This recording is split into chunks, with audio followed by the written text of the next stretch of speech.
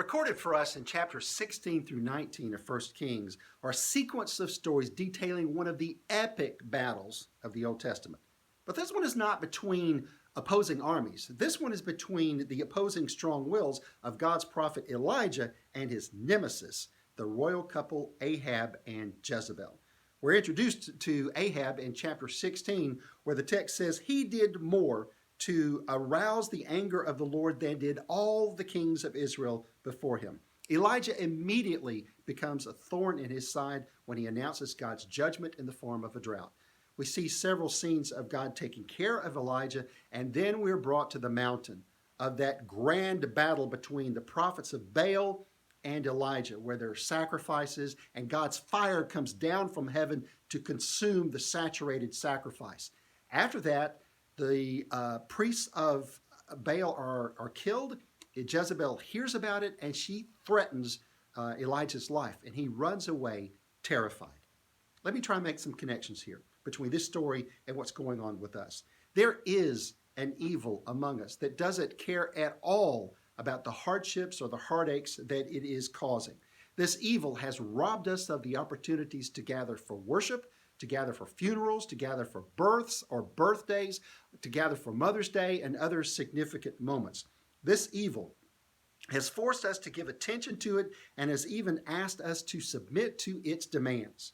These are hard times, for some desperate times. And like Elijah, the threats of this evil has even led some to cower in fear for their lives. Back to the Elijah story.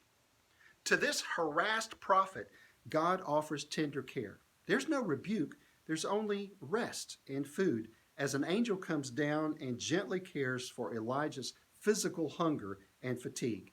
After that, God reveals himself to Elijah in a powerful way through a still small voice, and Elijah is shattered. God then commissions Elijah, and then God helps Elijah see for himself that the world is not as he thought it was and looks less grim. God connected Elijah then with a close companion, Elisha. God cares that we are weary and hard-pressed. Many are fatigued and tired. Some have had to work harder than ever, and some have been sidelined. It can be challenging to stay positive. And while motivational posters with some verses or positive statements have their place, you might need something with more substance.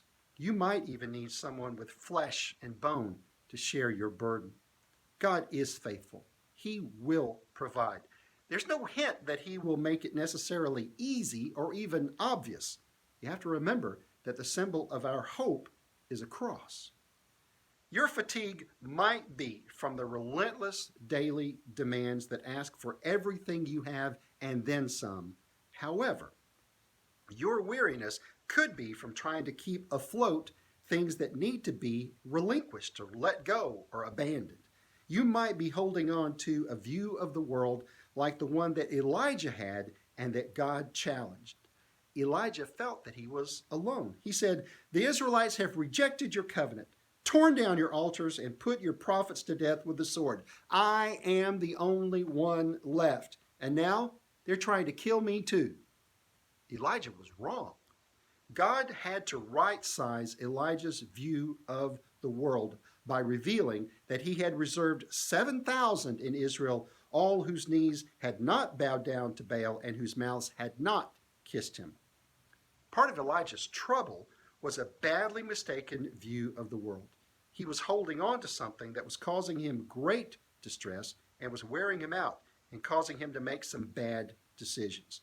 So maybe some time is needed for you to rest, to right-size your view of the world and its threat, and then to reach for the revealed images of God and assemble them into a robust faith and confidence that will help you move forward into God's hopeful mission. And you may need a close friend, a companion to share this journey. I don't know what you are facing, but I am absolutely confident that if you will first turn your face toward God and hear his voice of hope, that you might find there what you need to sustain you during this difficult time. May God's blessings be with you.